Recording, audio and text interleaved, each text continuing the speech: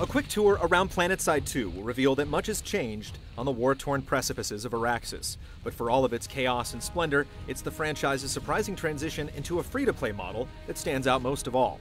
Charting a vision of the future filled with marines, machine guns, and microtransactions, it competitively engages a burgeoning market with a bold new plan of battle. But just how much of the series' distinguished service record holds up?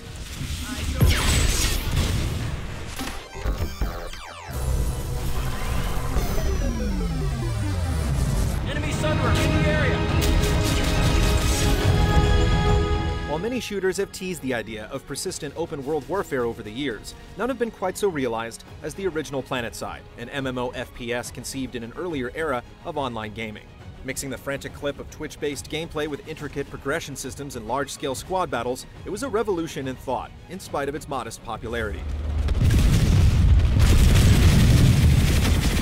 For the sequel, much of the same ambitious blueprint remains, but it's clear that the shooting side of the equation has taken a more immediate charge. Seasoned grunts will feel right at home with the game's thoroughly upgraded shooting mechanics, which evokes modern military games like Battlefield. Engaging Planetside 2's systems at large, however, is a much less approachable prospect. You needn't look any further than the chaotic first seconds of deployment to acquaint yourself with the game's unrelenting and oftentimes unforgiving pace. It's a far-reaching game that players can interact with on numerous levels, but it doesn't make itself immediately digestible for first-time recruits. To access it in its most rewarding form, expect to either spend some outside time with the official video logs, or toughing out the finer points out on the field. The basics, though, are tangible enough.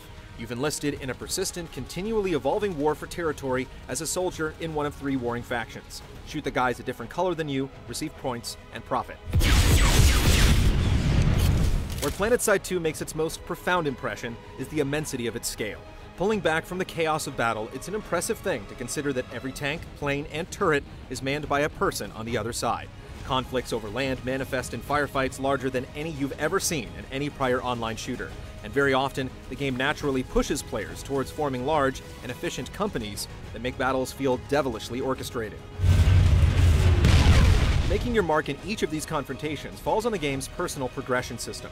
By killing enemies, assisting teammates, or securing objectives, you earn certification points which go towards unlocking weapons, attachments, and a multitude of passive class abilities. There are 6 classes to choose from, and they run the gamut, from turret-dropping engineers to the rocket-wielding heavy assault soldiers. Due to the malleable nature of combat, you're constantly encouraged to switch things up on the fly. The emphasis on vehicles provides just as many options. Planes can be outfitted to lean toward either ground or air superiority, while convoys can be customized to deploy as mobile spawning stations. So long as your faction controls enough land to accrue a regular revenue, players can make an appreciable impact on a fight by deploying the right ride and loadout for the occasion. Given all this, Planetside 2 finds resounding success in giving players a lot of ways to express their interests in battle. The only wrinkle here is an issue of pacing. As it stands, it takes a considerable amount of time to even save up enough points for a meager upgrade, let alone a shiny new gun. It's clear that the game quietly encourages players to drop some real-life cash to ease the burden. Fortunately, what money players do spend ultimately goes towards convenience rather than power. Guns are more or less side grades of one another, and personal player perks must still be purchased the old-fashioned way. One way or another, you're going to have to put in some time. If time is the only major expenditure, then it's a good thing that the grind is an enjoyable one. Planetside 2 achieves a satisfying play experience that's rewarding and interesting however you approach it. And with the constantly shifting tides of war, it always feels like a fresh and different kind of game on every frenzied deployment.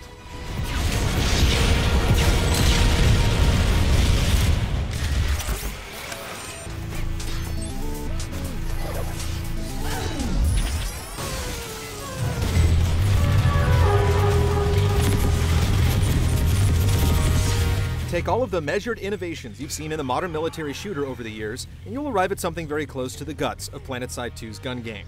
In spite of its space-age wrapping, the bullet drop, iron sights, and class loadouts of this interplanetary war harken very close to the style of today's technology. Convenient sightlines are few and far between in Araxis' sprawling landscapes, giving vehicles and snipers a noticeable edge in open field battles. But when it comes to raiding a base, the mobility of light infantry and durability of the Max class make them invaluable parts of an effective company's machinery. With a wide range of weaponry and upgrades, the game gives players a sizable number of ways to find a niche. But given Planetside 2's focus on territorial control and mobile engagements, combat usually takes on a tone of siege warfare on heavily defended fortresses. It infers a particular play experience in turn, which is entirely unique to the game. With war constantly occurring on the fringes of each faction's borders, it isn't unusual to one day find yourself in a three-way battle over a hotly contested base, taking part in a slow but steady campaign to gain a foothold into enemy territory. Battles are also persistent and constantly occurring, with any number of factors contributing to where you'll deploy yourself next. It always seems that there's a dynamic flux and flow to Planetside 2's engagements, and with the open-ended nature of the game's class-based gameplay and loadouts, there's plenty of opportunity to try something new. More than anything, battles dictated by the actions of players rather than the parameters set by a map or mode on rotation forms a vital part of the game's identity, making it a treat to be an active participant in the grand campaign.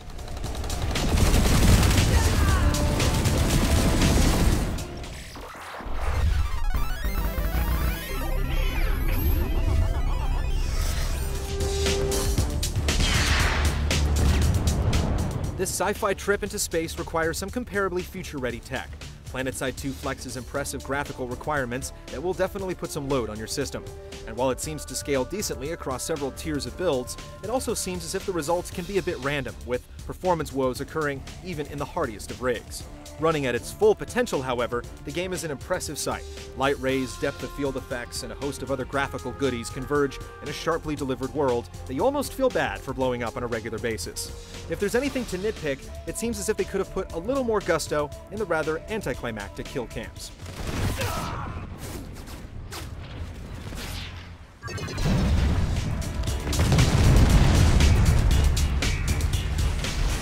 Making good on the aspirations of its predecessor, Planetside 2's vision of large-scale warfare is the most exuberantly realized yet. And with a payment model a good deal more generous than the 14-day trial teased by EverQuest all those years ago, there's certainly little reason not to give it a go. Harnessing the intrinsic strengths of its platform, Planetside 2 provides an intriguing look into the future of shooters, as well as a heartening realization of the free-to-play model.